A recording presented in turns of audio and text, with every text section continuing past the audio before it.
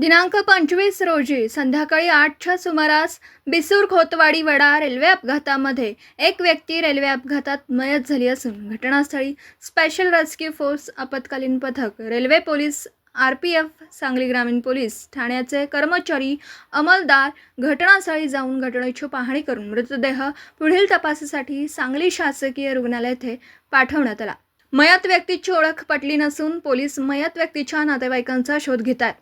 मयत व्यक्तीच्या अंगावरील पोशाख अंगावरती निळ्या कलरची जीन्स पॅन्ट, काळा कलरची जर्किन व गुलाबी रंगाचा बरमुडा, वयवर्ष अंदाजे 35, उजव्या हातावरती गोंधण, नक्षीदार गोंधण व शंख गणपती असा नक्षीदार गोंधण आहे। कुणाच्या ओळखीचे असल्यास सांगली ग्रामीण पोलीस ठाणे अंमलदार विष्णू काळे बक्कल क्रमांक 1202 मृत व्यक्तीचे पोस्टमार्टम करून मिराज सिव्हिल हॉस्पिटल येथे मृतदेह शीतगृहात ठेवण्यात आला।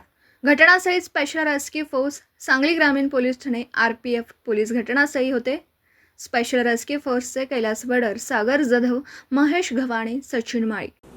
दिवसभरातील घडामोडींचा आढावा घेण्यासाठी पाहत रहा N24 मराठी न्यूज चॅनल।